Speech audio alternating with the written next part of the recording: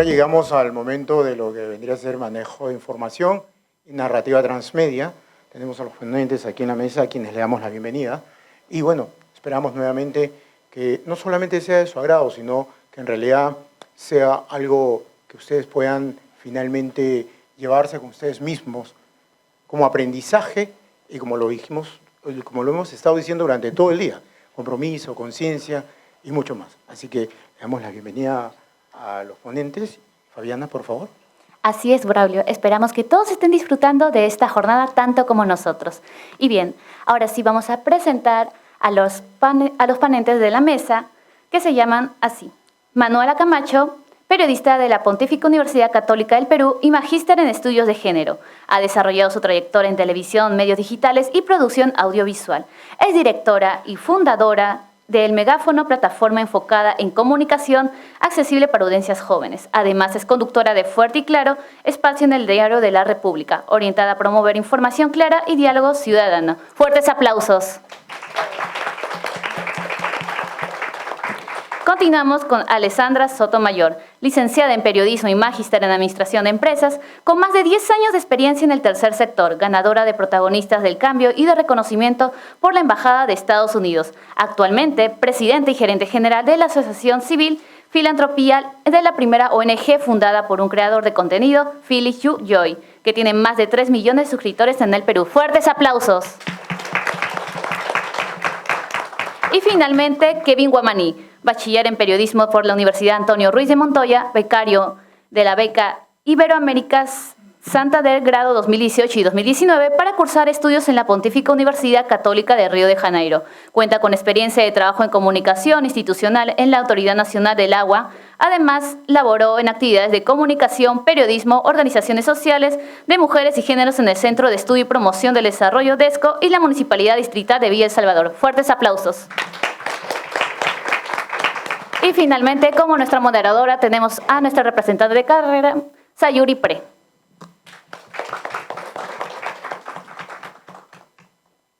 Bienvenidos a esta mesa, ponentes. Vamos a hacer el manejo de la información y la narrativa transmedia, un espacio donde exploraremos cómo los contenidos se construyen, circulan y se transforman en un ecosistema mediático cada vez más dinámico. Hoy analizaremos no solo la importancia de gestionar información, sino de también cómo las historias se expanden a través de múltiples plataformas, involucrando activamente a las audiencias y generando nuevas formas de participación. En esta conversación buscamos comprender los desafíos, oportunidades y responsabilidades que surgen cuando la información y las narrativas se entrelazan para crear experiencias más amplias, coherentes y significativas. Voy a empezar primero con algunas preguntas, en este caso para la ponente Alessandra Sotomayor.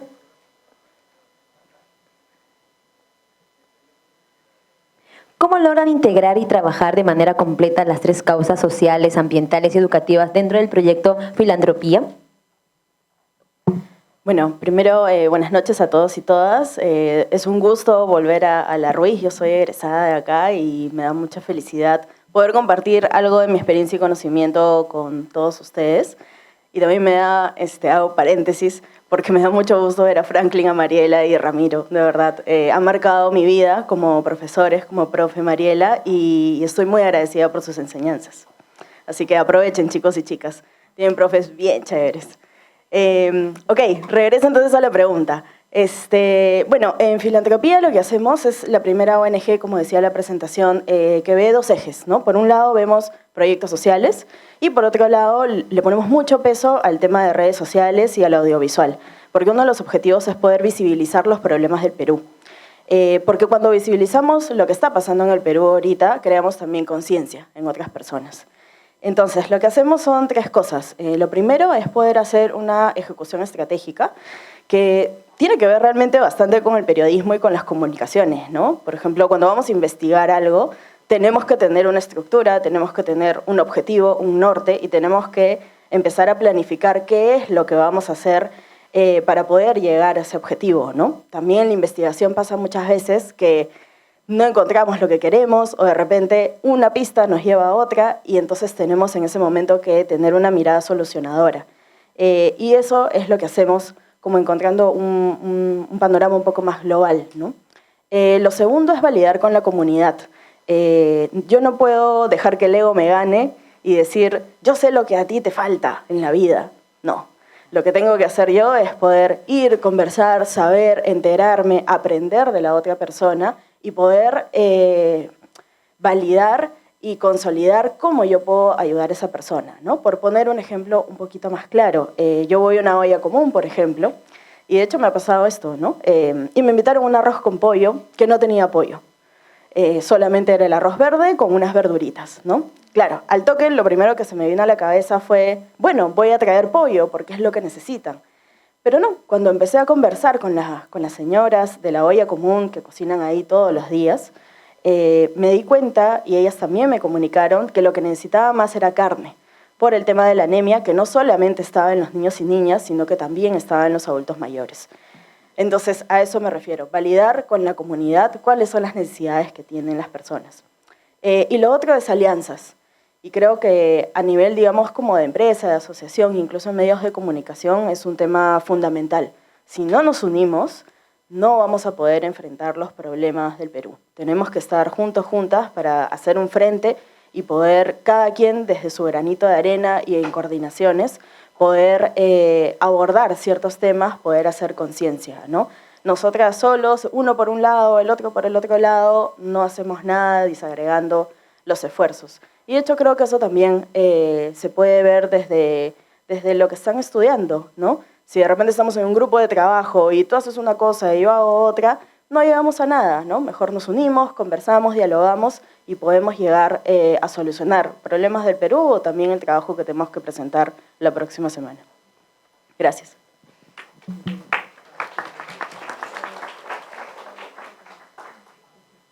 Bueno, para continuar, la siguiente pregunta es también para Alessandra. ¿Y qué herramientas considerarías fundamental para lograr sensibilizar, educar y movilizar a las comunidades?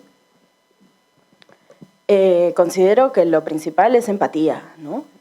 Y creo que no es tan difícil, ¿no? Si, pensando, por ejemplo, en el incendio que hubo hace un par de meses en Pamplona, ¿no? Si acabas de perder tu casa y que vaya con alguien a apuntarte en la cara la cámara, es tremendamente una falta de respeto, ¿no? Si a mí no me gustaría que me hagan eso, entonces tampoco hay que hacérselo a las otras personas, ¿no?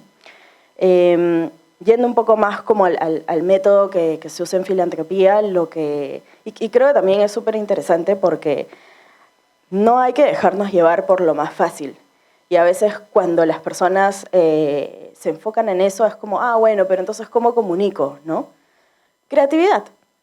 Realmente el foco es creatividad. ¿Cómo le doy la vuelta a eso para no faltarle el respeto a la otra persona, ¿no? Creo que ahí, si lo enfocamos desde esa manera, se nos puede ocurrir múltiples cosas, ¿no? Algo que hacemos en filantropía mucho es sesiones de brainstorming.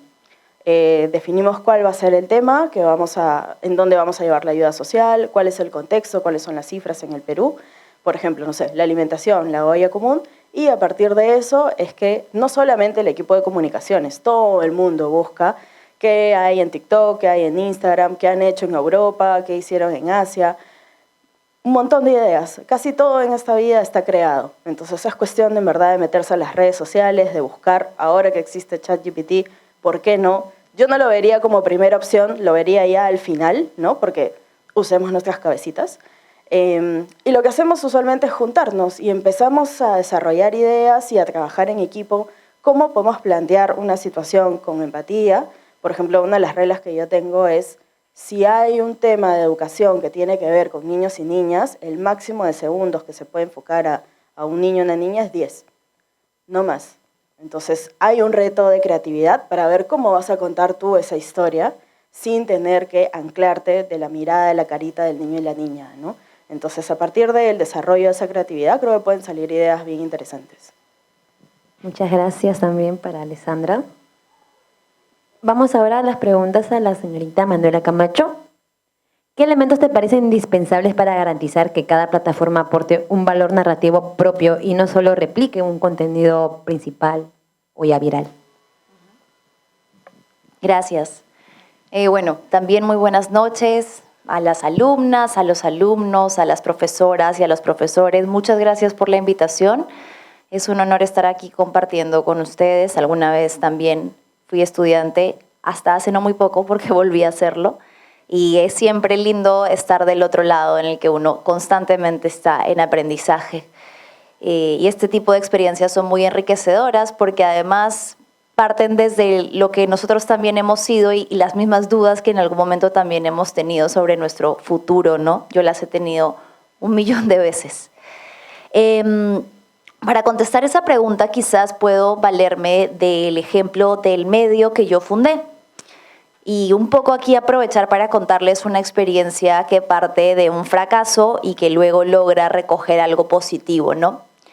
Cuando llegó la pandemia, como muchas otras personas, me quedé sin trabajo. Y eso pues fue un punto de quiebre, porque es el momento en el que te pones a pensar qué hago ahora con mi vida, qué hago ahora con mi carrera, con mi cartón, porque finalmente lo que necesito al final del día es pagar las cuentas, ¿no? Nosotras, bueno, yo en ese momento tenía una socia con la que decidimos crear un proyecto de fact-checking y dijimos, bueno, ahora que está surgiendo tanta desinformación con respecto a la pandemia, las vacunas, el coronavirus, aquí vemos una buena oportunidad para verificar qué es verdadero y qué es falso. Y con esto, un primer tip de aprendizaje, ¿no? Hay ciertas situaciones puntuales que pueden ser un gatillador de eventos grandes que les pueden generar a ustedes plataformas interesantes. ¿Qué quiero decir con esto, no? Por ejemplo, la pandemia fue un evento lamentable, gravísimo para todos, pero a nivel informativo fue una buena oportunidad para que se crearan nuevos medios especializados, por ejemplo, en campos no muy abordados como salud. En nuestro caso, había una crisis política, todo el tema de la epidemia venía de la mano de una gran crisis política, no sé si recuerdan, porque a veces, no sé si les pasa, pero con todas las que hemos atravesado es un poco difícil rememorar cuál. En ese momento, Martín Vizcarra, ¿no?, era quien asumía la presidencia y, para variar, tenía una fuerte oposición en el Congreso que estaba no decidida pues, a destituirlo. Y tenía todo el tema de las vacunas, etcétera. Bueno, entonces, nosotras decidimos formar este portal inicialmente, como les decía, como un espacio de fact-checking para ver temas relacionados más que nada a salud. Pero cuando sucedió la crisis política, cuando Merino asume el poder y la protesta callejera se torna, ¿no?, mucho más protagonista de la situación, vimos una oportunidad de hacer periodismo diferente. ¿Por qué? Porque esto surgió del ver algo tan sencillo como desde dónde enfocaban las cámaras de los noticieros. Nos dimos cuenta que el enfoque casi siempre era el oficialista, el que estaba con la narrativa del gobierno, de lo oficial, digamos, vale reiterar la palabra, volver a usarla, pero a lo que voy es que desde un ejemplo tan sencillo como ir a la calle y ver que las cámaras de todos los canales de televisión estaban ubicadas geográficamente del lado de la policía y no había nadie grabando lo que estaba pasando con los manifestantes. Entonces, ese simple gesto y el observar, porque creo que es algo que sí les recomiendo mucho que cultiven en este interés periodístico, el observar todo a tu alrededor, te puede dar pistas de algo interesante, de un enfoque novedoso, de un enfoque que para ti sea diferente o que tú tengas algo que aportar a ese enfoque. Entonces, desde ese simple punto de vista, yo vi que había una oportunidad de desarrollar algo que no se estaba desarrollando y que era el punto de vista de la población. Los medios que en ese momento cubrían la protesta tenían una postura muy clara que parecía, simplemente como les repito, desde un lugar geográfico, no mostrar todo el panorama. Nosotros no teníamos cámaras de televisión, no teníamos grandes equipos, pero teníamos esto, que hoy por hoy es una herramienta supremamente valiosa y con la que creo que todos aquí cuentan, ¿verdad? La mayoría, bien, ok. Solo con esto nos dimos cuenta que podíamos hacer periodismo. Y eso es algo que creo que hace algunos años no era tan factible, porque sí había mucha diferenciación entre la calidad de la imagen, pero hoy por hoy puedes conseguir en polvos azules un micrófono, puedes de manera legal, por favor, no estoy diciendo nada, Dios mío. Puedes conseguir un micrófono, puedes conseguir una pequeña luz, o simplemente con tu celular grabar imágenes que hoy por hoy pueden ser periodismo ciudadano valioso y que no necesitas la gran inversión que quizás antes pensábamos, bueno, si yo quiero crear un medio, si yo quiero empezar a hacer algo propio, necesito invertir muchísimo dinero. Hoy creo que lo que pesa más es el poder de tu mirada, de tu visión. Como decía la pregunta, ¿qué va a ser eso que tú me vas a ofrecer de diferente a lo que yo ya tengo? En ese momento para nosotras fue el poder estar en las calles del lado de la gente que salía a manifestarse. El demostrar que los manifestantes eran pacíficos, que los manifestantes solamente estaban reclamando por un Perú sin corrupción, por su derecho a ejercer ciudadanía vigilante, fiscalización, por su derecho a participar de la política, y que no estaban siendo retratados de manera justa, vamos a ponerle esa palabra, por otros medios de comunicación. En ese momento pasó un fenómeno increíble, que fue que de la noche a la mañana, y literalmente fue así, porque me fui a dormir y a la mañana siguiente teníamos 100.000 seguidores. Después de haber hecho un enlace en vivo que no paró durante casi 3 horas, desde las protestas el 11 de noviembre, las protestas contra Manuel Merino. Muchísimas personas se conectaron a ese enlace porque nuevamente se juntaron 2 situaciones complejas. Pandemia, no todos podían / querían salir, más crisis política, todos querían estar enterados de lo que sucedía. Nosotras en las calles vimos esa oportunidad que no estaba siendo cubierta, la de mostrar cuál era la postura de la población, de los manifestantes, y solo con hacer ese enlace en vivo crecimos en una sola noche 100.000 seguidores. Desde ahí se empezó a consolidar un medio que fue uno de los primeros, hoy me parece muy bueno, muy positivo que ya existen más, pero fue uno de los primeros medios creados exclusivamente para la plataforma de Instagram, que tenía además otra particularidad, que es que le hablaba a las personas jóvenes como nosotros, que muchas veces nos han dicho que no tienen interés en informarse, ¿no? Como los jóvenes son desentendidos, no les interesa su país, no conectan con las noticias de su país o la realidad política nacional. Y eso no es cierto. Simplemente que muchas veces con lo que no conectamos son con las narrativas más tradicionales del mass media, que sentimos que no nos hablan directamente. Cuando les decía que iba a hablarles de una experiencia breve de fracaso, fue porque después de mucho crecimiento y de haber logrado que Dilo Fuerte, así se llamaba el portal, que Dilo Fuerte creciera enormemente, llegando a un aproximado de 380.000 seguidores, un día, para sorpresa de muchas personas, cerramos.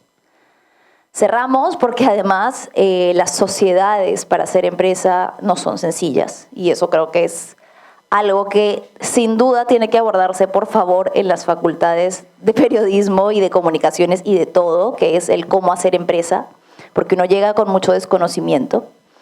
Y bueno, por una serie de desacuerdos, o mejor dicho, nada grave, pero simplemente porque ya no teníamos un proyecto en común, cerramos Dilo Fuerte. Un proyecto al que le había dedicado mucho tiempo de mi vida y que puedo decir que había logrado ser exitoso y estaba en camino a hacerlo mucho más. Y con mucha incertidumbre, temor de que nunca iba a volver de que había sido un fenómeno, ¿no? Y este síndrome del impostor que me decía internamente, bueno, tuviste un shot, tuviste suerte, te fue bien, ahora olvídate. Volví a fundar un medio de cero, El Megáfono. Hoy en día tenemos 60.000 seguidores. 60.000 seguidores, y después de esta charla en la que todos van a ir a seguir El Megáfono, vamos a tener por lo menos 200 personas más. Y es algo que se ha logrado de manera orgánica siguiendo la misma premisa.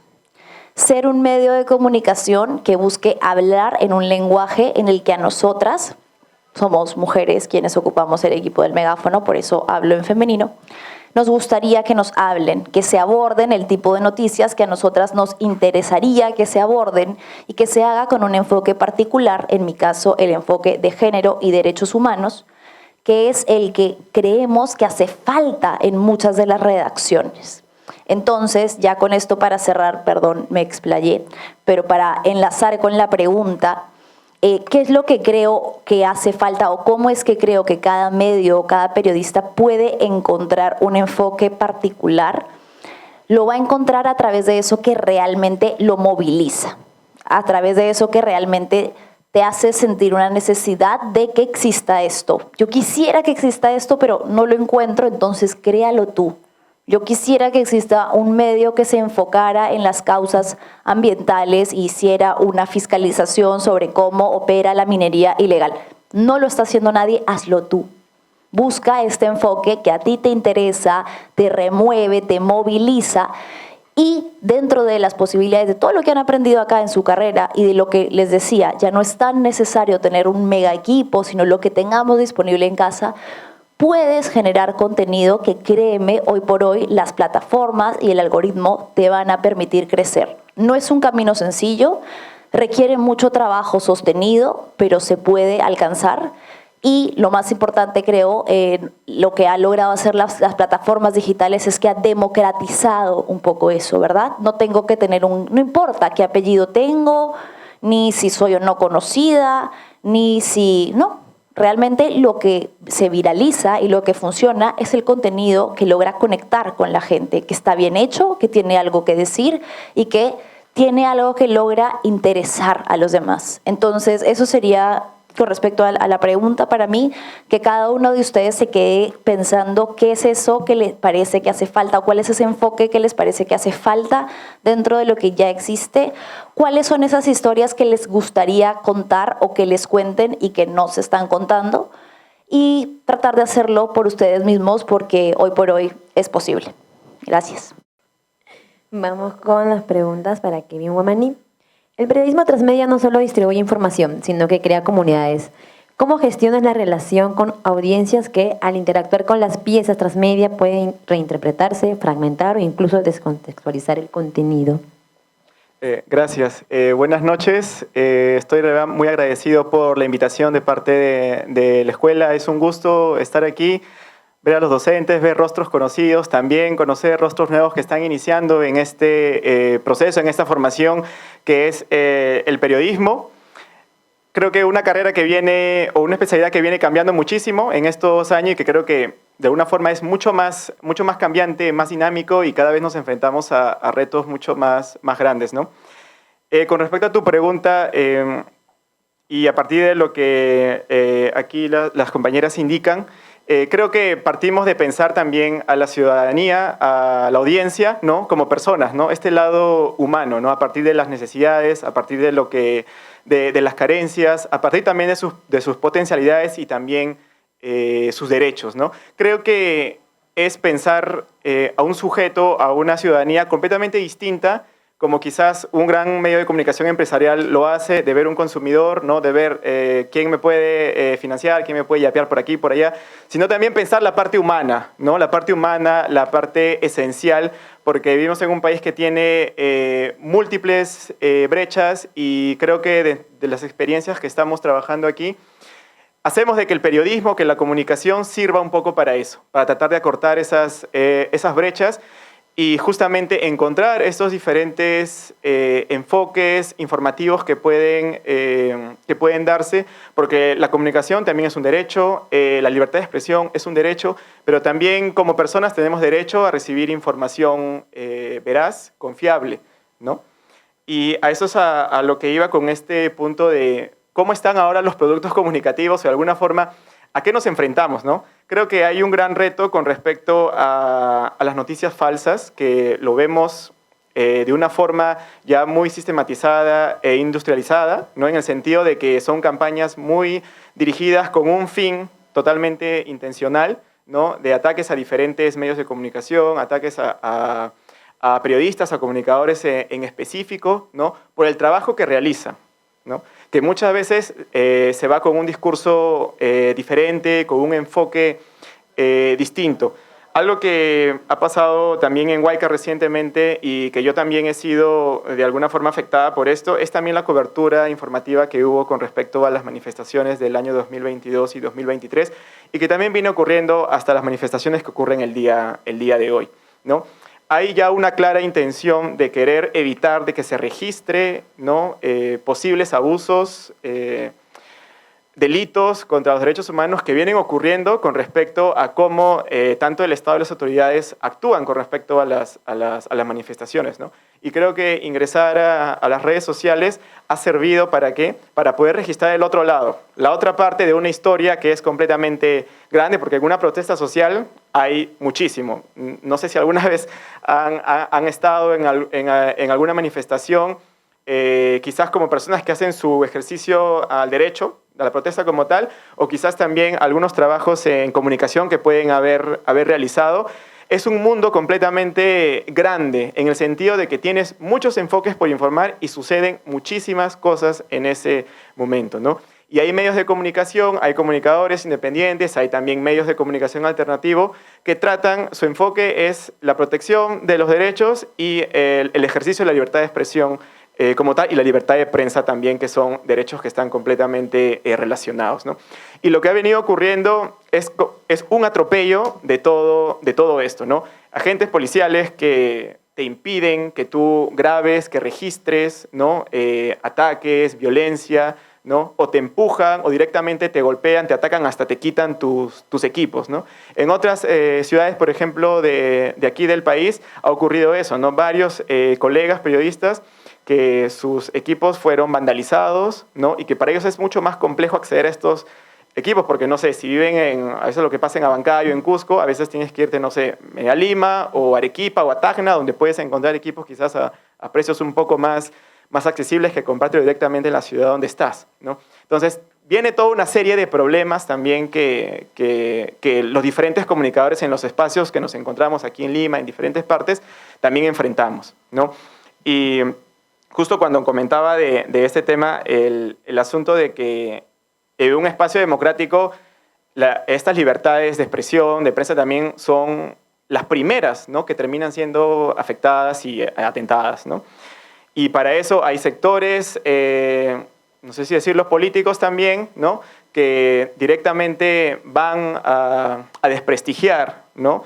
O tienes, por ejemplo, una imagen donde se ve claramente un agente atacando a un manifestante y creo que se relativiza la imagen. Creo que ya hoy día el video ya no necesariamente es una prueba de que algo haya ocurrido, ¿no? Como cuando se decía en este manifestante esta persona que fue asesinada en la última protesta del 15 de octubre, ¿no? Donde se veía que, bueno, este policía dispara, ¿no?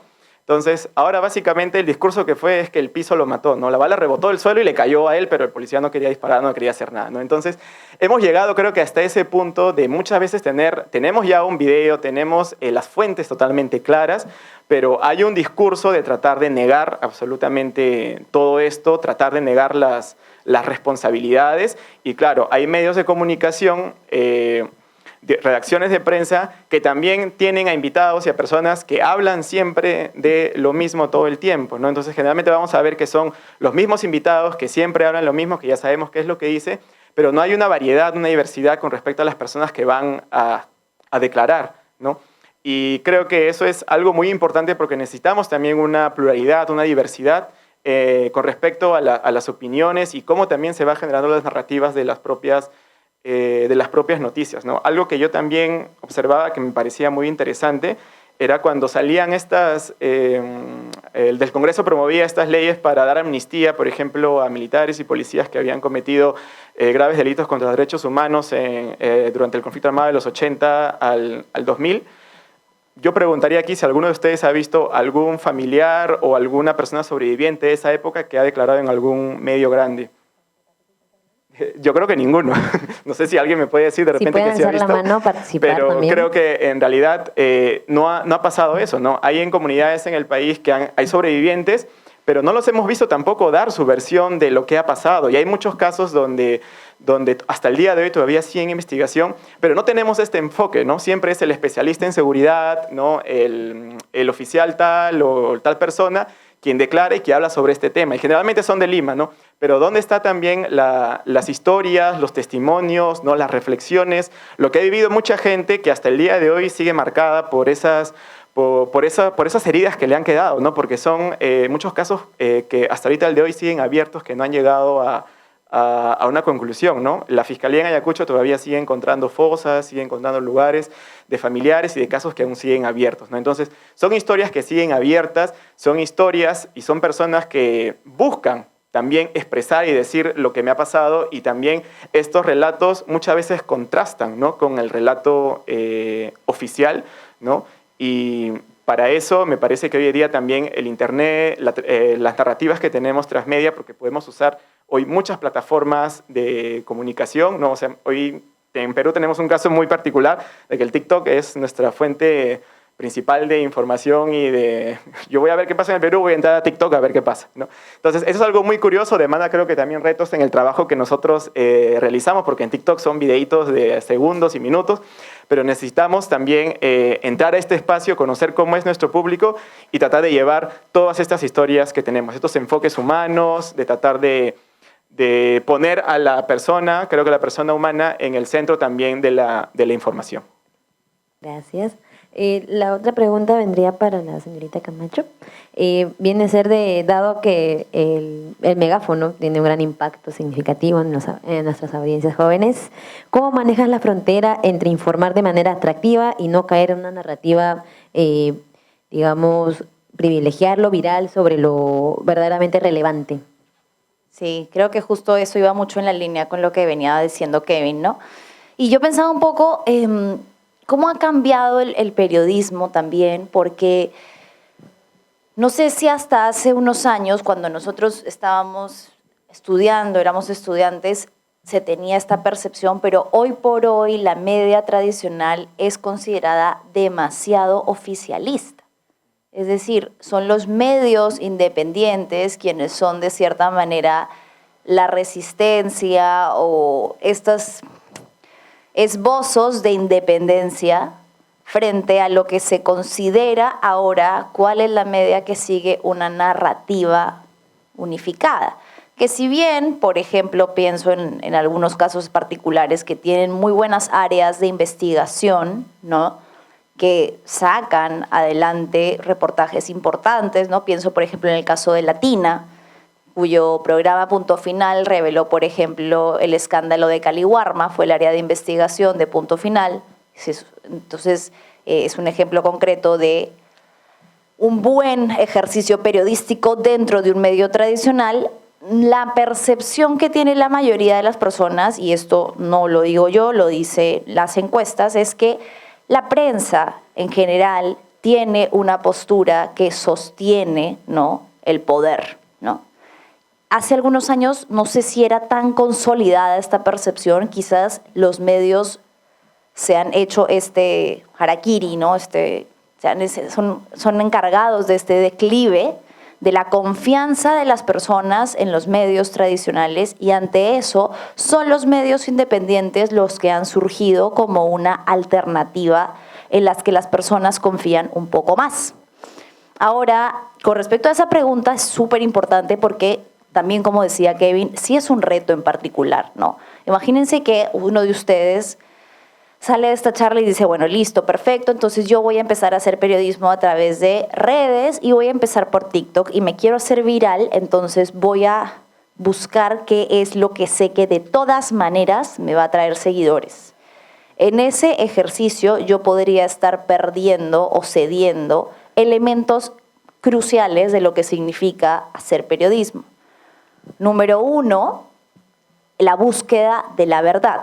¿Por qué? Porque yo sé que quizás ustedes no van a mentir abiertamente o desinformar, pero muchas veces lo que pasa es que se deja al terreno de lo especulativo, de lo podría ser, de lo quizás, ¿no? Porque sé que eso me puede atraer más viralidad. Nuevamente, el segundo aspecto tiene que ver con el tratamiento de la noticia. Les pongo un ejemplo concreto. El día de ayer se viralizó un video era una situación ciudadana donde una persona estaba cortando el seguridad de una bicicleta, se me dio el nombre, ¿cómo se llama? Bueno, el candado, la cadena, no sé si lo llegaron a ver. Y al costado había un niño. Al costado de esta persona que estaba cometiendo un delito había un niño. Y la decisión en ese momento surge que van a ser conversaciones periodísticas que a ustedes van a surgirles en muchos momentos a lo largo de su carrera.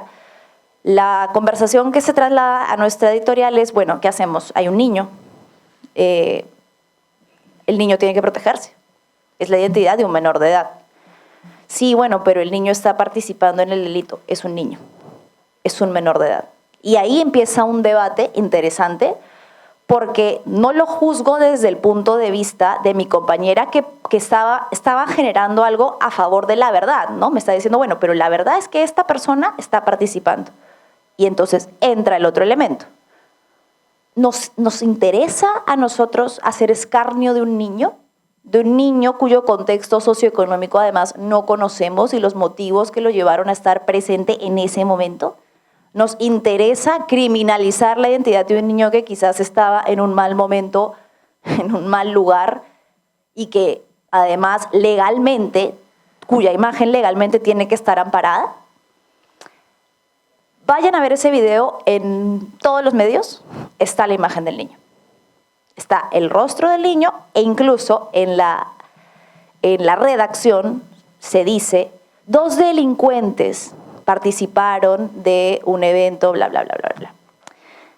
Es un ejemplo muy pequeño y concreto de muchos dilemas éticos a los que ustedes se van a enfrentar en el ejercicio de su labor periodística, sobre todo cuando trabajen para medios de comunicación, que muchas veces les van a decir, tú le vas a llegar y le vas a tocar la puerta, hey, disculpa, pero el enfoque de derechos humanos, me importa 3 pepinos, no me interesa.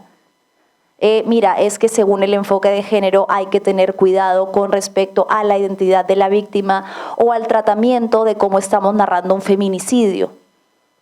No, sí, pero es que no, necesito que pongas ahí en el titular algo que realmente me pueda traer visualizaciones. Ahí es cuando ustedes van a tener que, no sé, pelearse, porque es frustrante, llega a ser frustrante, por lo que ustedes creen que es la correcta cobertura periodística de cualquier hecho, de cualquier índole, con respecto a los principios que han aprendido aquí en las aulas universitarias, versus eso que podría traerles más seguidores o hacer viral un video. ¿A costa de qué? ¿A costa de la dignidad de una persona? ¿A costa de los derechos de otra persona? Como el ejemplo que mencionaba Ale, ¿no?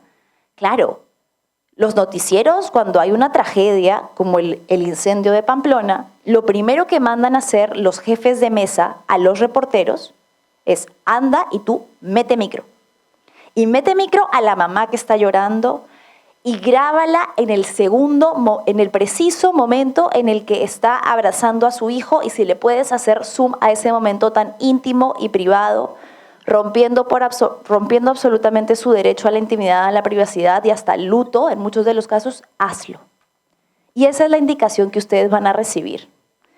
Porque yo podría decirles, no, miren, ¿saben qué? Eso, ustedes sean firmes a sus principios, listo, salimos de acá felices, pero el mundo real con el que se van a encontrar va a hacer que muchas veces se enfrenten a estos dilemas éticos, en los que creo que lo que debe primar en lo posible es que ustedes sepan sostener los principios que rigen lo que hemos aprendido que es de verdad el periodismo.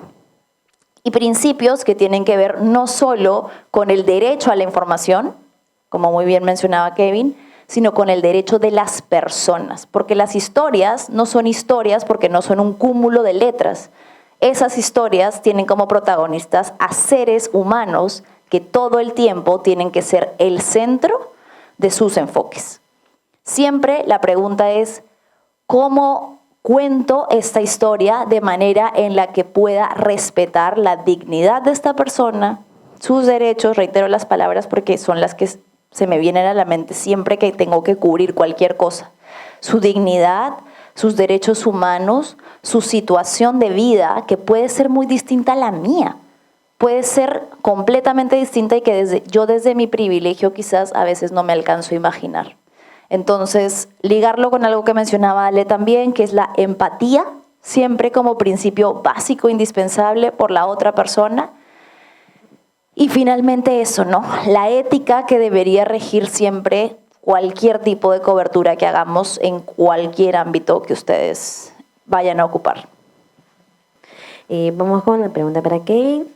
¿Qué mecanismo de verificación utilizas para asegurar que cada pieza, desde un post hasta un reportaje largo, conserve la coherencia editorial y rigor investigativo en un entorno donde la presión por publicar rápido es constante? Sí, esa es la verdad que es una de las preguntas más cruciales creo que en este momento.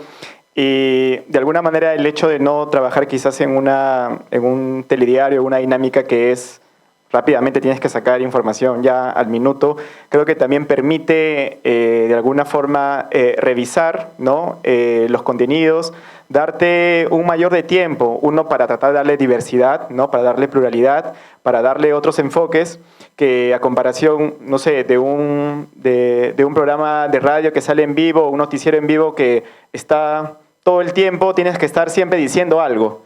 ¿No? Estás en televisión, no tienes nada, no sé, un poste se cayó, ya, se cayó el poste, vamos al poste y hay tráfico en tal avenida.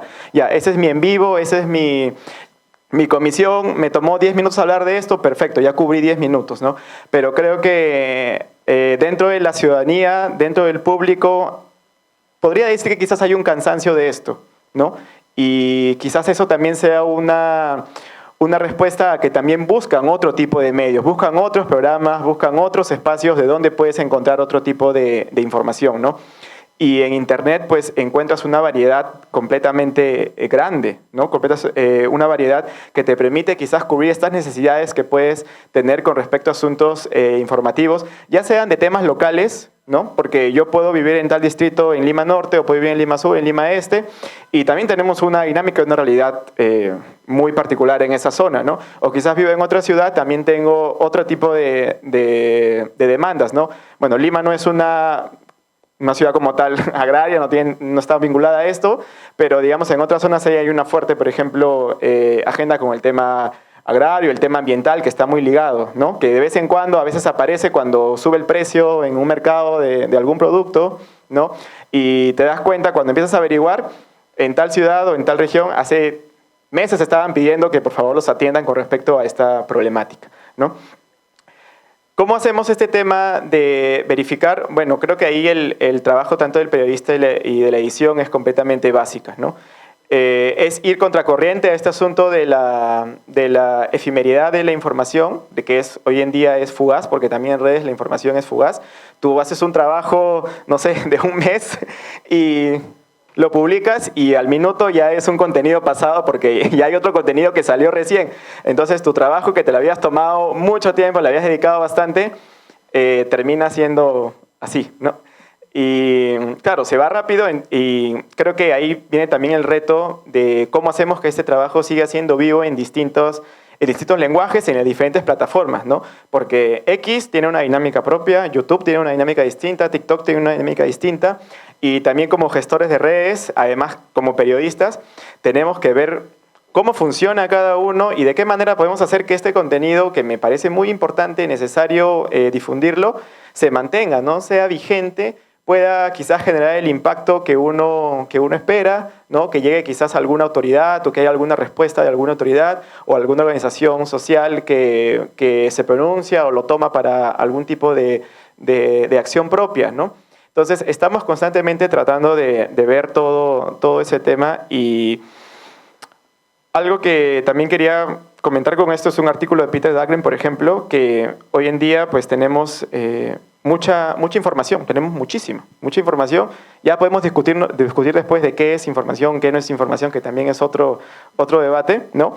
Pero este autor comenta que muchos de estos productos a veces no tienen pasado ni futuro, o sea, no tienen un arraigo, ¿no? Muchas veces es un hecho descontextualizado, es un hecho que ocurre, pero no vemos qué pasó antes ni qué pasará después, en el sentido de que cómo llegamos a esa situación, a veces en un contenido de 5, 10, 15, de no menos de un minuto, no podemos abarcar todo eso, ¿no?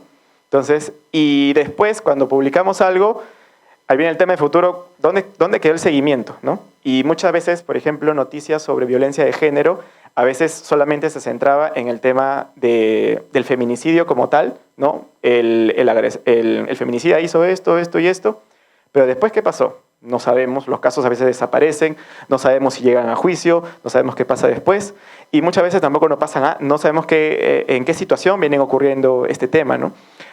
El tiempo que tenemos a veces es completamente complicado, no podemos abordar la dimensión de la realidad, ¿no? Es un reto que tenemos más con la efemeridad que tenemos hoy en las redes sociales. Muchas gracias también para Kevin. Vamos con la última pregunta para los tres medios, que sería tanto Filantropía, El Megáfono y Wake Up.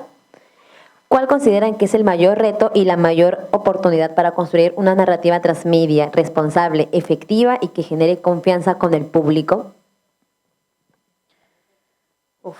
El mayor reto, claro. Y también mayor oportunidad. Okay. Me voy yo por el reto, ¿no? Creo que siguiendo también lo que dice Manuela y Kevin, es el tema de cómo conectamos con la audiencia, ¿no? Por ejemplo, justo lo que decía Kevin, ¿no? Si vamos a ir por YouTube, yo diría que lo más importante es que hagan clic, ¿no? Mucho más allá de lo que vamos a decir los primeros 10 segundos, la gente tiene que tener una intención de hacer clic y ahí también hay que darle una buena pensadera de qué es lo que vamos a poner como título, como carátula del video. Y son cosas que a veces dejamos al final, pero que son netamente importantes para que las personas puedan finalmente enterarse de lo que hemos hecho en los medios de comunicación, ¿no? Por otro lado, también otras plataformas como TikTok, como Instagram, como Facebook, en donde los videitos pasan y pasan y pasan y uno está ahí scrolleando. Importantísimo, y por eso yo hablaba mucho de la creatividad, ¿no? Porque creo que uno puede tener un tema súper denso, ¿no? Y que es súper importante y que hay que contextualizarlo con cifras y como también hacía hincapié Manuela, con respeto, con ética, con todo lo que se está aprendiendo en la universidad, pero también en la vida. Y ahí creo que la dosis de creatividad es interesante, ¿no? Porque cómo yo engancho con la otra persona, que de pronto incluso ni siquiera le interesa el tema, pero que siempre todos los temas del Perú nos tocan de alguna manera, ¿no? ¿Cómo rompo el privilegio de la otra persona para decirle, oye, esto está pasando a tu costado, ¿no? No cierres los ojos. Y más allá del privilegio, trabajar la empatía y la conciencia en la gente, ¿no? Porque muchas veces es más fácil pasar la vida con los ojos cerrados y no darnos cuenta de lo que está pasando a nuestro costado, ¿no? Creo que es súper importante primero trabajar en nuestra propia conciencia, en nuestro propio ego incluso, y después poder poco a poco ir comunicándolo, ¿no? En ese sentido también hago nuevamente hincapié en el tema del brainstorming, ¿no? A mí me parece bien interesante poder entrar y poner, por ejemplo, yo tengo un proyecto de fútbol femenino, les doy la exclusiva, fútbol femenino Shipibo, sí, que se va a estrenar recién en enero, pero desde ya estamos buscando, pongo fútbol en TikTok, ¿no? Y ahí escroleo y veo, ok, puedo jalarme esto, puedo jalarme esto, puedo jalarme esto. El audiovisual empieza a decir esta toma, ¿no? Y entonces así voy haciendo como un banco de diferentes ideas que me puedo llevar de las otras creaciones y hacer algo propio, ¿no? La idea no es copiar, ¿no? Por eso también habla de ChatGPT, ¿no? Para mí, chévere la herramienta, pero dejémoslo al final, ¿no? Para no hacer control-C, control-V. La idea es pensemos, ¿no? Unámonos en grupo, discutamos. Incluso creo que algo que funciona muchísimo es, aló mamá, aló papá, aló tío, tía, ¿qué te parece esto? ¿No? ¿Tú le harías clic a este video o no? ¿No? ¿Te interesa realmente o no?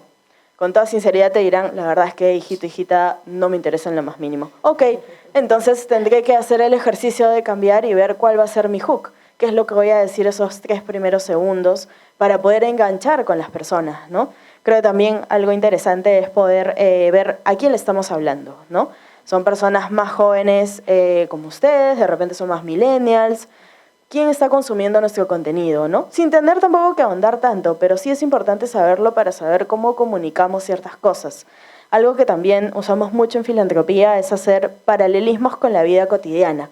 Entonces, en vez de decir, por ejemplo, doné 200 kilos de comida, digo, doné 20 carritos llenos de supermercado, porque es algo que es mucho más fácil de imaginarlo, es más cotidiano para todas y todos, ¿no?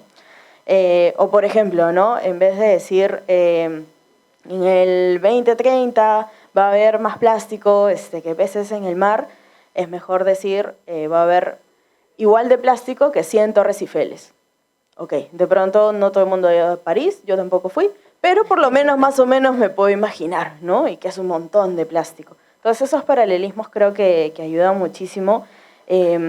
Y de pronto, si bien no en todos los temas se puede usar la comicidad o lo divertido, porque sí hay también que ser serios y serias cuando hay que serlo, creo que a veces sí podemos tomarnos ciertas licencias de ir un poquito más allá, respetando por supuesto el tema y a las personas, pero en ciertos temas sí podemos conectar un poco con lo cómico, ¿no? Y las personas muchas veces, que creo que también eso es importante, estamos abrumadas por el día a día, las cosas que nos pasan, los temas personales, y llevar y conectar a través de diferentes herramientas como el humor también es bien interesante para aportar a la reflexión. Gracias. Muchas gracias para Alessandra. Bien, sí, muy cierto todo lo que dice Ale. Yo, para sumar un enfoque diferente, diría que el mayor reto es el financiamiento. Y eso es algo que ustedes tienen que tener en cuenta desde ahorita. ¿Por qué? Porque yo creo que este es un error que espero que se esté corrigiendo, pero sobre todo en las facultades de humanidades y de comunicación no se nos enseña mucho sobre cómo sostener un proyecto propio, sobre cómo hacer empresa en el futuro, no sé, qué tengo, ni siquiera de lo más básico de, ¿no? ¿Qué tengo que pagarle a SUNAT? ¿Dónde tengo que inscribir mi empresa? ¿No? Entonces, para tener medios independientes en el futuro, que es a lo que yo quisiera que todos ustedes aspiren, es importante que también empecemos a mirar ese lado, ¿no? Como les decía, porque la idea es muy linda, pero al final del día, ¿de qué voy a vivir? Nosotros, los medios independientes, tenemos 3 fuentes principales de financiamiento. La primera es el crowdfunding, que son iniciativas como las que ustedes han visto, poner tu yape, poner tu plin, y hacer de esa manera que la gente que respalda tu trabajo, o que le gusta lo que haces, o que tiene confianza, digamos, dice, oye, me parece valioso lo que tú aportas al periodismo, lo que tú estás haciendo, te yapeo 10 céntimos, 20 céntimos, y así voy sumando. Pero es algo un poco inestable, ¿no? Entonces, además que a veces uno tiene que ser pues mucho más conocido, es difícil que una persona que crea desde cero, ¿no? Reciba esta confianza de por sí. Entonces, bueno, igual se las menciono. El segundo, que creo que es al que deberíamos prestarle mucha atención ahorita en la etapa en la que ustedes están, es a la cooperación internacional, ¿no?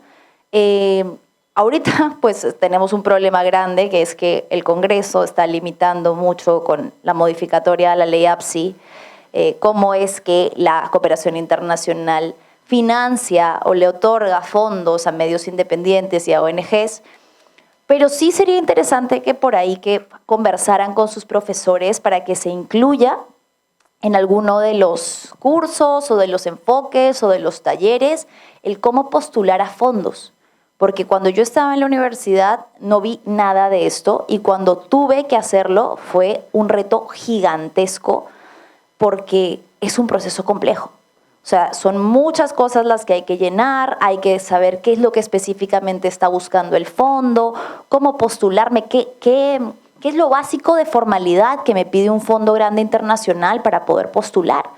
Entonces, yo sí les sugeriría que tengan eso como mapeado para pedirles a sus profesores que por ahí sea incluido en algún taller especial, en alguna clase, algún enfoque, que es el cómo aplicar, cómo ustedes como creadores, como periodistas o como medios en un futuro pueden aplicar a fondos de cooperación internacional, que es una de las formas principales en las que se financia la prensa independiente.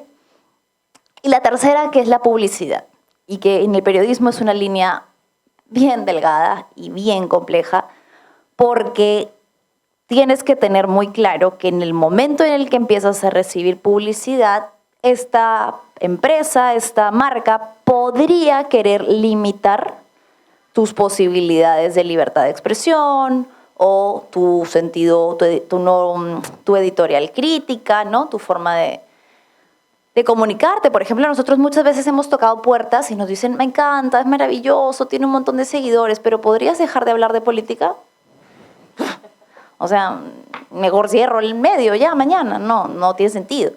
Entonces, a veces pasa eso un poco con la publicidad, ¿no? Que piensa, y esto es un mal que tenemos a nivel sociedad, que hay que ser apolíticos, ¿no? Que la política es algo negativo, que la política es algo complejo. Y también desde nuestro rol ciudadano y periodístico, ir desmontando esto y el mostrar, en la misma línea de lo que decía Ale, por qué la política es todo lo que nos rodea y tiene que ver con nuestro día a día y no necesariamente con algo complejo o que por tener una postura política como cualquier ciudadano eres alguien polémico, ¿no?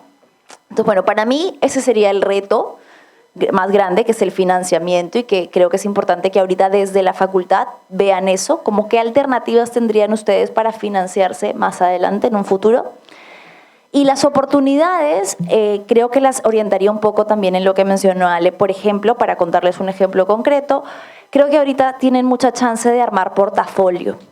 Hoy por hoy, muchos medios de comunicación que buscamos contratar, y no sé si esto esté bien o mal, simplemente les digo, lo que pasa es que tú me envías el CV y yo lo voy a revisar, pero me llaman la atención quienes, por ejemplo, me muestran algo que hayan hecho a nivel audiovisual, quienes de repente ya tienen una pequeña página en la que suben videos o suben posteos, porque de repente tú dices, mira, Manuela, lo mío no es tanto sentarme a una cámara y grabarme, no tiene que ser lo de todos, pero puedo hacer una línea gráfica pequeña, me gusta subir carruseles con opiniones mías o cobertura de noticias, o he hecho cobertura para alguna página, para la universidad, te muestro mi trabajo universitario. Entonces, utilizar un poco esto, la posibilidad que nos da la democratización de las redes para hacer portafolio, y recordar que hoy por hoy, en un mundo, como hablábamos en la pregunta, de transmedia y que queremos que sea lo más audiovisual posible, mientras más pueda yo mostrarle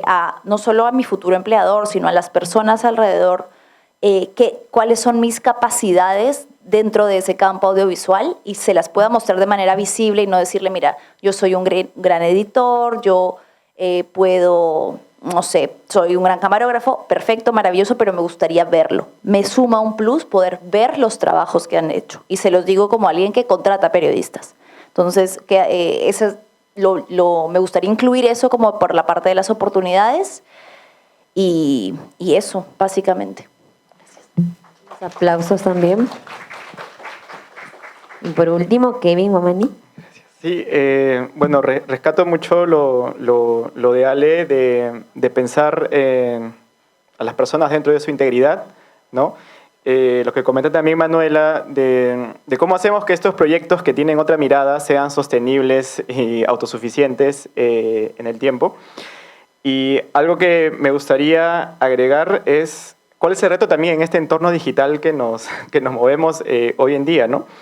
Creo que de alguna forma más profunda estamos en un proceso donde hasta lo privado, lo íntimo es público, ¿no? Se vuelve mediático, se vuelve noticia, se vuelve periodístico, ¿no?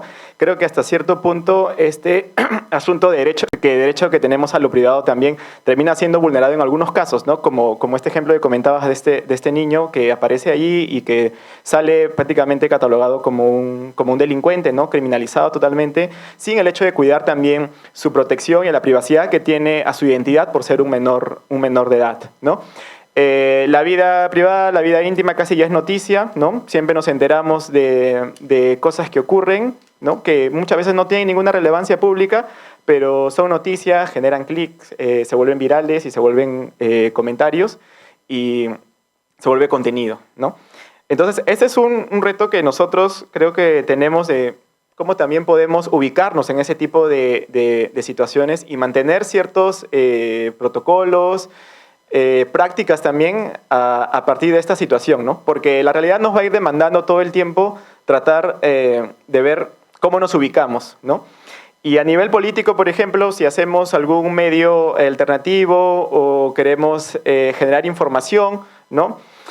La polarización política que hay digamos, en el Estado, en las autoridades, también impacta a nosotros como periodistas, ¿no? Hoy creo que tenemos un contexto político muy polarizado, ¿no? Donde ya prácticamente podemos ubicar a medios y periodistas de qué tipo son, de qué lado son, qué es lo que dicen, qué es lo que no dicen, ¿no? Y estos ataques directos desde aquí hasta allá, ¿no? Muchas veces ataques infundados de una orilla hacia la otra, pero son campañas, ¿no? Campañas muy bien direccionadas y tratar de desprestigiar, ¿no?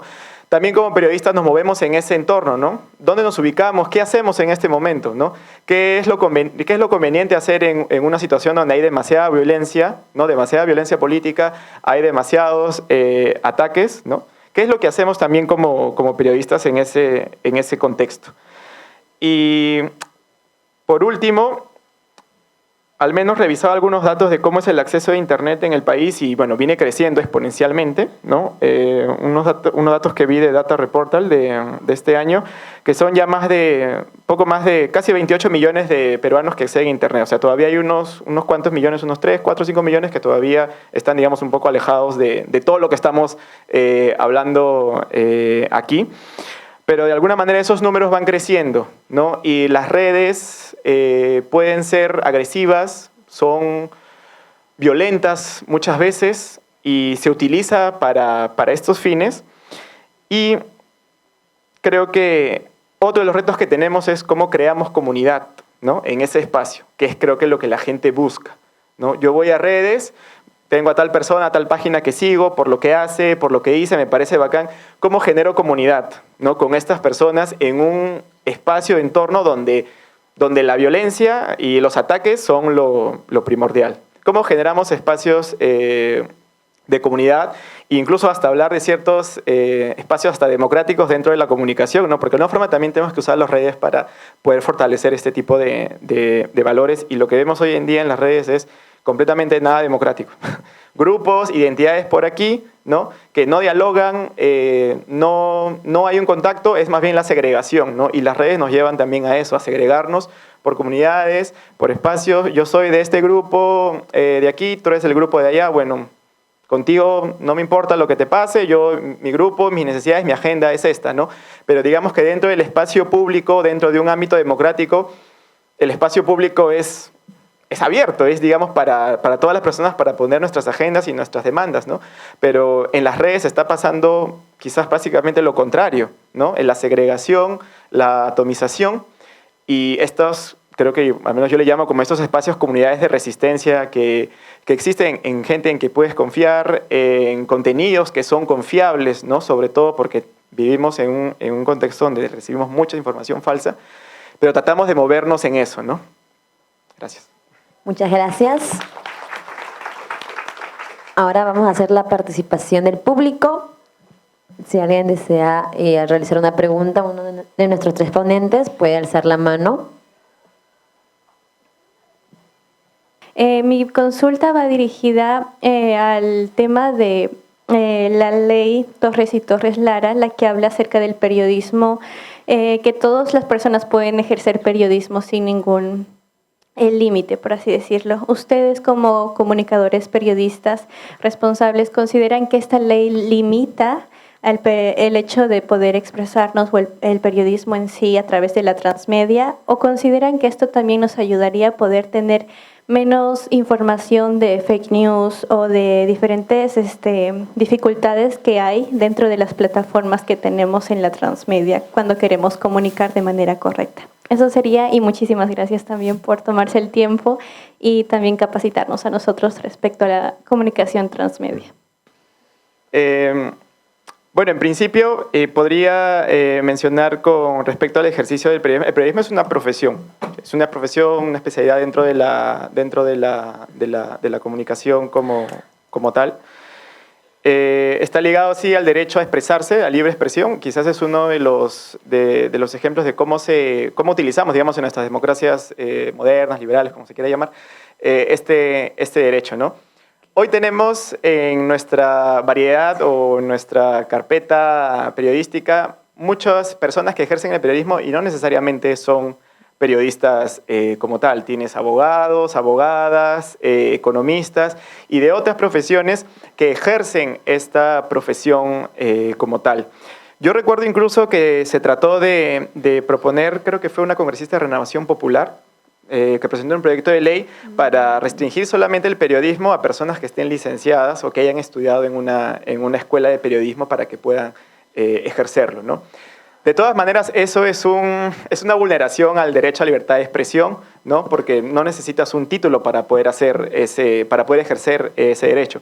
Incluso hay sentencias de la Corte, que creo que es un caso en Panamá, si no me equivoco, que justamente critican esto, ¿no? Que no puede haber este tipo de obstáculo para poder ejercer tu derecho a la libertad de expresión, ¿no? O sea, yo puedo abrir un medio de comunicación sin necesidad de ser periodista, ¿no? Porque es una especialidad, y hablamos también de que cuántas personas también acceden a estudiar periodismo y tener un título y poder terminar una carrera larga, ¿no? Entonces, eso de alguna forma también es excluyente. Incluso algunos proponían de que los periodistas todos sean colegiados, como ocurre, por ejemplo, con el caso de los abogados, ¿no? Pero igual también se determinó que eso era una limitación al ejercicio de la libertad de expresión, ¿no? Yo soy de la idea de que diferentes profesionales pueden ejercer esta carrera siempre y cuando tomando en cuenta los fundamentos básicos que son del periodismo, que lo conocemos, lo estudiamos, la fiabilidad de la información, las fuentes a las que recurrimos, ¿no? Garantizar también y proteger los demás derechos que están relacionados a la labor informativa que realizamos. Y que esto también nos lleva a pensar en cómo hacemos el periodismo hoy en día, ¿no? El periodismo de hoy en día no es quizás tan igual al periodismo que solía ser de los diarios, de los grandes papeles y textos enormes. Hoy tenemos una forma distinta de hacer periodismo, ¿no? Creo que se caracteriza mucho más hay una dosis muy grande de entretenimiento, por ejemplo, ¿no? De cómo se utiliza esta estrategia para poder también enganchar al público, para poder generar comunidad, para poder hacer que un tema complicado sea digerible, ¿no? No hablar en temas técnicos, ¿no? Porque hay unos casos, algunos temas que son técnicos, pero cómo también como periodistas traducimos eso a un lenguaje mucho más cercano, ¿no? Eso es lo que yo considero con respecto al ejercicio del periodismo, además de la limitación, no tanto enfocarse en la limitación, sino también en esta apertura, ¿no? Y ahí eso está muy de la mano, por ejemplo, con medios de comunicación públicos. También es necesario tener también medios de comunicación públicos. TV Perú es un medio de comunicación estatal. Responde al gobierno central, a las autoridades de turno, pero un medio público como tal no tenemos, ¿no? Entonces, esto también es importante justamente para dar voces y que las personas, por ejemplo, que están alejadas del Internet, la brecha digital, o que de repente no tienen acceso, puedan también tener un espacio en un medio de comunicación y puedan expresar también la agenda y las demandas y las historias y los testimonios que tienen, ¿no? Entonces creo que también es fortalecer la parte de la diversidad, la pluralidad y los espacios que tenemos para hacer el ejercicio del periodismo, que es básicamente el ejercicio de la libertad de expresión. Muchas gracias. ¿Algún otro estudiante, profesor? ¿Qué tal? Buenas noches, un gusto conocerlos, fue muy grato poder escuchar sus puntos de vista y sus experiencias. Yo me pregunto un poco más a la actualización y la modernidad que se está dando dentro del periodismo, pero también en el streaming. Creo que mucha gente está migrando a este tipo de crear contenido y crear, de cierta forma, periodismo. Bueno, en Argentina ya se está dando y hay un canal muy grande que es Gelatina, que es un canal de streaming que va más que nada a lo político. También hay canales aquí de streaming que es tanto política, pero también hay más entretenimiento. Y mi pregunta va que mucha de la gente que consume y también cree que es solamente entretenimiento, y siento que en dónde quedó el periodismo, ¿no? También cómo tocar el tema de la política y lo social en este tipo de plataformas que mayormente sí va a un público más juvenil.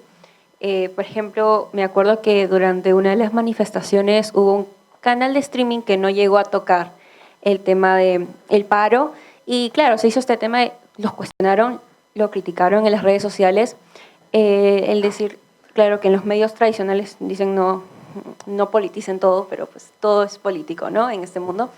Entonces ellos mencionaban que su canal o su programa va más que nada de entretenimiento, y es verdad que hay mucha gente que busca de una cierta forma un espacio en el cual puedan no escapar, pero sí tratar de buscar otro tipo de información, otro tipo de enfoque de la realidad, porque de una cierta forma cuando hay tanta noticia mala, las mismas personas como que de una cierta forma se cansan, ¿no? Pero yo diría, más que nada, mi pregunta va a cómo poder regular o cómo poder tratar la política sin que se llegue a, tal vez, que se vuelva un medio amarillista o caer en lo controversial, sino cómo poder regularlo de una manera también en la que el mismo público no sienta que está tan forzado, ¿no?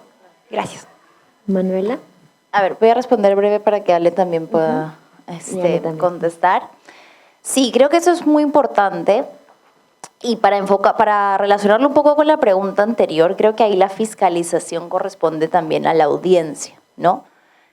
¿Por qué? Porque si bien es cierto que estas iniciativas que buscan regular supuestamente las fake news, la desinformación, en teoría se presentan como iniciativas a favor de la libre y correcta y verídica información, pueden terminar siendo las bases de propuestas dictatoriales, ¿no?, que limitan el ejercicio de derechos fundamentales. Por ejemplo, desde el Congreso actualmente hay un proyecto de ley, me parece que es de la congresista Limachi, que busca limitar, ¿no?, cualquier tipo, mejor dicho, busca sancionar penalmente a las personas que induzcan al voto o al no voto. Entonces, por poner un ejemplo puntual, no sé si han visto esta campaña que se ha hecho bastante masiva, #PorEstosNo, ¿no?, que es una iniciativa ciudadana, ¿no?, que se ha viralizado y que se ha organizado para poder tener también espacios en redes sociales. En ese caso, por ejemplo, si se aprobase esta nueva ley, cualquier congresista podría argumentar, y claro, ¿cuál es ahí el truco, no? Que el proyecto de ley dice sancionar con pena de cárcel información falsa. ¿Qué es? ¿Qué viene a ser? ¿Quién determina qué es información falsa? Si, por ejemplo, yo en mi labor periodística señalo que un actual candidato al Senado tiene denuncias previas por violencia de género, fue denunciado por su expareja en el año tal o por no prestar pensión de alimentos. Y el congresista señala que ese caso ya se archivó y que por lo tanto la información que yo estoy diciendo, señalando, esparciendo es falsa y me denuncia. Eso es el problema de la puerta que abre este tipo de propuestas a lo ambiguo, a lo arbitrario, a ver de quién, ¿no? A quién puede y quién no tener un espacio, quién debe y quién no hablar en redes sociales. Creo que ahí un poco nos hace falta como sociedad, quizás, la palabra que usaría no sería cultura, sino quizás no tenemos suficientes referentes de cómo mezclar periodismo con entretenimiento de manera veraz, de manera que no sea tan elitista, porque a veces también se escucha como muy compleja, muy rimbombante, ¿no? Y que pueda realmente, mira, no es mi persona favorita, pero por dar un ejemplo concreto, Víctor Caballero, Curwen, es una persona que dentro de todo podría decir que es un ejemplo de espacio que medianamente trata de llegar a la población en términos sencillos y abordar casos o temas políticos, ¿verdad? Quizás lo que nos hace falta son más creadores que se animen a esto por diversos motivos. Uno, y lo digo a nombre propio, porque el tener una opinión política en redes sociales te expone a una desbordante cantidad de violencia. Y ese es uno de los más grandes problemas, ¿no? El ser, en mi caso, una mujer joven con opinión política, me ha hecho centro de campañas muy burdas, de agresiones, de violencia, ¿no? Entonces, muchas veces eso como que desencanta, ¿no? te quita las ganas de incursionar en eso. Yo creo que sí hay audiencia, creo que hay mucha audiencia joven que tiene interés en que existan estos espacios que puedan explicarle a la ciudadanía temas como, por ejemplo, esta ley, ¿no?, de la que estamos hablando y que probablemente muchos no saben porque no tienen por qué saberlo, porque el Congreso además no le conviene que lo sepan, y que se lo contemos de manera sencilla, de manera didáctica y sin caer pues en la formalidad o lo alejado que a veces se percibe lo jurídico o lo periodístico, ¿no? Yo creo que hay audiencia, sí la hay, y ojalá esos streamers futuros periodísticos estén aquí en esta aula, en estas aulas, porque creo que sí es en la línea de lo que veníamos hablando de nicho no abordado y posibilidades, sí podría ser algo por explotar, el tener más referentes de personas que se animen a entrar al streaming, a abordar temas periodísticos de manera sencilla, didáctica y vamos a ponerle la palabra divertida, ¿no? Cuando escuchaba tu pregunta, me hacías acordar que hace muchos años hubo un medio periodístico que se llamaba Good News, el portal de las buenas noticias. Y me parece que por ahí también puede ir una posible solución, ¿no? Si bien el Perú tiene lamentablemente muchísimos problemas y tendemos a informar las cosas de una buena manera, digamos, sustentada con cifras, ¿no? Y con la realidad como es, también lo podemos enfocar de una manera positiva, ¿no? También hay mucha gente haciendo cosas buenas, también el Estado, a pesar de que muchas veces mete la pata, por ahí también tiene sus aciertos. No digo limpiarle la cara a nadie, pero sí poner el punto sobre las IES de las cosas positivas que también están pasando en el Perú. No todo es malo, ¿no? Creo que ahí podría haber un matiz interesante. Y algo que también me hacía pensar también la pregunta que hiciste tú, es el periodismo en regiones, ¿no? También estamos de repente enfocándonos más en el periodismo de Lima, obvio, porque estamos en Lima ahorita, pero ¿qué pasa en el periodismo en regiones? Muchas veces los periodistas no tienen la profesión de periodismo, son personas que buenamente han entrado o de casualidad o de repente porque les pidieron, ¿no? O porque les nació, o diferentes causas, que van y, como decía Manuela, ¿no? Agarran su celular, se plantan ahí, graban un poco y transmiten a través de sus redes sociales o incluso son periodistas independientes y ese material lo pasan a una radio local. Y hay actualmente en el Perú comunidades, zonas en donde solamente llega una radio. Solamente las personas se informan a través de una radio. Entonces hay puntos focales también y creo que también eso es algo bien interesante de pensar cómo desde el periodismo podemos aportar al Perú. Puede ser, sí, que vayamos por un medio de acá de Lima, que puede ser independiente, puede ser uno de los medios grandes, de repente si se quieren foguear un poco más. También podemos optar, no sé, por salir del Perú, pero también podemos optar por entrar un poquito más en el Perú, ¿no? Poder conocer las realidades que a veces escuchamos por otros medios y vivirlas un poco más de cerca para poder saber qué es lo que de pronto necesita nuestro país, ¿no? Nuestra mirada limeña está bien limitada de muchísimas cosas y también estaría chévere, por ejemplo, escuchar en los streamings que tenga un pequeño pedazo en donde cada región pueda tener su propia noticia, por ejemplo, ¿no? Y así las personas también que escuchan pueden sentirse identificadas, ¿no? Esto, de hecho, lo digo de primera mano. Yo viví varios meses en Quillabamba, que está en Cusco, y ahí el periódico llegaba un día después y todas las noticias eran de Lima.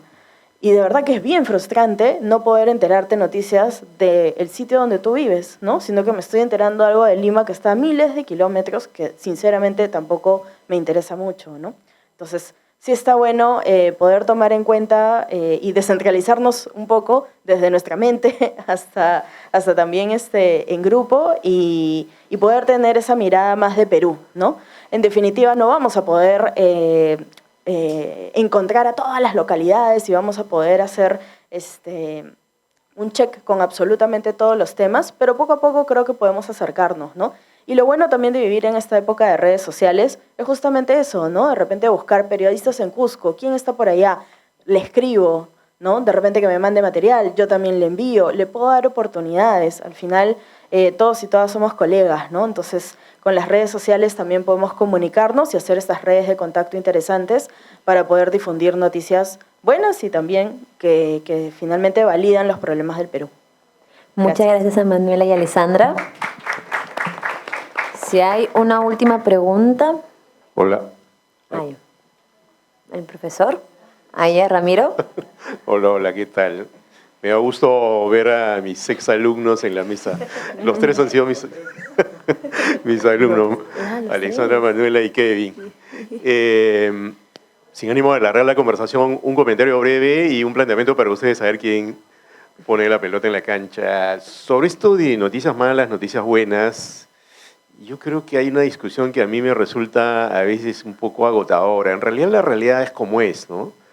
La vida de nosotros, de cualquiera de nosotros, tiene luz y sombra, ¿no? Tiene grises. Entonces, yo no creo que haya que buscar noticias buenas, hay que ver la realidad como es. Y la realidad es dura, pero también es esperanzadora, y recojo lo que alguno de ustedes ha dicho, ¿no? En realidad, uno tiende a ver, a sentir y a lamentarse de que el Perú, todo sale mal, estamos en el Perú, etc. Pero hay un montón de gente que hace cosas, hace chambas, hace emprendimientos, ¿no?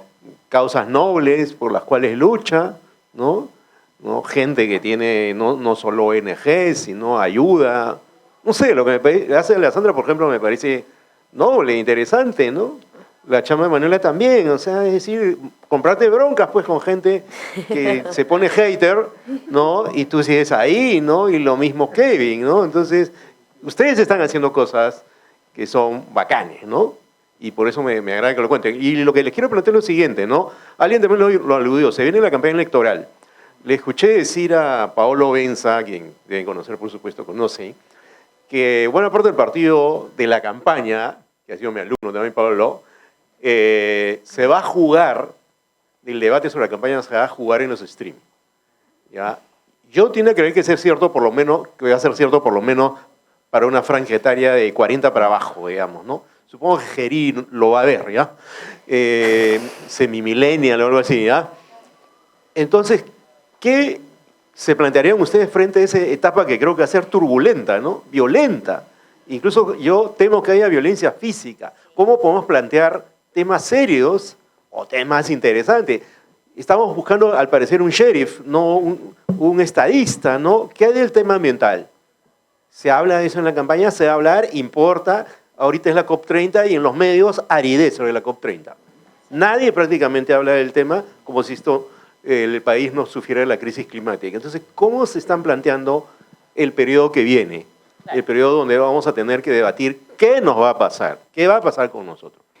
Creo que es algo que ya estamos viendo y parte de un hecho puntual, que es que en estas elecciones 3 millones de personas jóvenes van a votar por primera vez. Entonces, tiene mucho que ver con ese porcentaje de voto que quieren obtener las figuras, ¿no? Que están buscando o bien una curul del Senado, del Congreso, o bien el sillón presidencial. Y lo hemos visto y creo que ahí ya se parte del problema, que está en a qué espacios estas personas eligen ir. Porque si yo, como periodista, desde la República, le hago una invitación que he hecho a algunos candidatos, la mayoría declina porque sabe que se van a enfrentar a una serie de preguntas de otra índole que no se le van a hacer en espacios de streaming donde la conversación fluctúa un poco más en torno al chongo, ¿no? Jaja, jiji, oye, tío, eres esto, lo otro, jaja. Entonces, ahí yace un poquito el problema también, problema/oportunidad, que podría ser el cómo abordar estas conversaciones que van a tener, porque van a querer acudir a los streamings, y encontrar una manera de ser críticos y de ser objetivos, ¿no? Aprovechando estas oportunidades que van a tener pocos. Porque te digo la verdad, los periodistas creo que no muchos las vamos a tener. Porque antes tenían que ir a los espacios periodísticos, no había de otra. Si quiero hacer campaña, tengo que ir al programa periodístico de tal, me caiga bien o me caiga mal. Pero hoy por hoy puedo ser una autoridad y decirle a un programa de streaming, oye, ¿te parece si hacemos una entrevistita con mi candidato? Ya, pues te pagamos, ¿no? Un monto, ¿no? Simbólico. O ni siquiera te pago, te ofrezco rating. ¿Qué te parece si te traigo al alcalde streamer Franco Vidal, que despotrique acá y que empiece a hablar locuras y que yo sé que eso te va a traer, por lo menos te garantizo, por lo menos 10,000 vistas? Entonces, es un win-win para dos personas en una ecuación que deja por fuera al periodista. Es un reto para el periodista porque, claro, no sería el lamentarse y decir, ay, no, ya nadie me va a dar entrevista, ¿no? Que un poco es lo que no está pasando.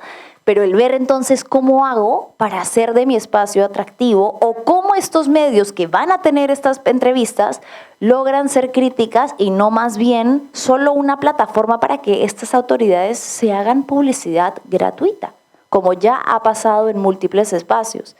Entonces creo que ahí hay un reto grande para quienes actualmente tenemos espacios, medios de comunicación, el ver cómo logramos, cómo invitamos o cómo articulamos para que las personas que están haciendo candidatura en esta contienda electoral vengan a estos espacios, o cómo desde lo que dicen, porque también esta es una buena opción. Yo escuché el otro día a Rosa María Palacios decir, lo mejor que podemos hacer es dejarlos que hablen, porque en los espacios que hablen nosotros también podemos hacer análisis de lo que dicen. Aunque la entrevista no me la estén dando a mí, ¿no? Puedo encontrar algo interesante, una contradicción o algo en lo que está diciendo, pero el punto es desde dónde yo lo estoy mirando. Desde el jaja, jiji, o realmente estoy ejerciendo mi labor de hacer contrapeso al poder, fiscalización y estar buscando ahí qué fue lo que dijo que no está de acuerdo a la realidad, ¿no? Entonces, creo que por ahí podría ser una alternativa. No sé ustedes cómo la ven, muchachos. Algo súper cortito, creo que más allá de ser periodistas y de la profesión, también somos ciudadanos, ciudadanas, ¿no? Y tenemos el poder de la funa bien hecha. Entonces, si nos enfocamos también en poder ver estos programas y ser críticos, críticas, y poder incluso en ese mismo momento sintonizar, incluso invitar, exacto, como dice Manuel, a cuestionar, ¿no? Sin temor, ¿a qué dirán? Sino más bien de repente, a veces pasa esto, ¿no? Yo pongo mi opinión o pongo mi pregunta y ¡fum! Una avalancha de gente que igual pensaba lo mismo que yo, muy similar, ¿no? Creo que sí vale la pena poder verlo desde ahí y poder sentirnos también fiscalizadores, fiscalizadoras de la información que se está compartiendo, ¿no? Lo mismo en TikTok, una bien hecha y bien enfocada nos puede salvar de una próxima desgracia. Para cerrar, Kevin.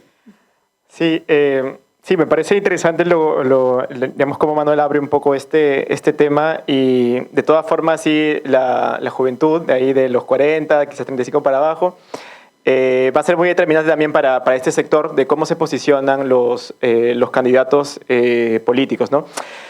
Quería entrar a lo que decía Ramiro del tema de la agenda, ¿no? Del asunto, por ejemplo, ¿dónde está el tema ambiental, ¿no? Y creo que ya hay una especie de guión con respecto a cómo se lleva elecciones, al menos el tratamiento desde aquí, desde los grandes medios.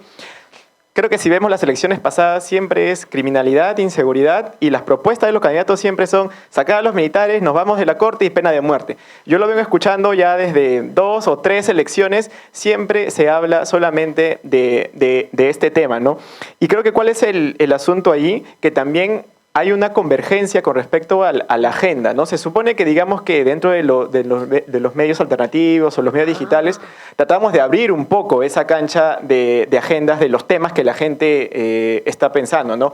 Si bien es cierto, hoy en día tenemos una criminalidad desbordante, las extorsiones, el sicariato está completamente grave, y evidentemente a mucha gente es el principal problema que ahorita quieren que se resuelva, ¿no? Y que lo que yo considero es que va a haber una convergencia, ¿no? Con respecto a este tema en los medios, en los canales de streaming, en los otros medios que hayan, porque es una demanda local, social, pero también porque venimos recibiendo este bombardeo mediático de estas noticias desde más o menos desde el año pasado o desde este año, ¿no? Venimos recibiendo todo este bombardeo de crimen, sicariato, violencia, crimen, sicariato y violencia, y básicamente tenemos casi un electorado que está de alguna forma mentalizado con este tema, y que todas las propuestas van a girar en torno al asunto de la criminalidad y la violencia, ¿no?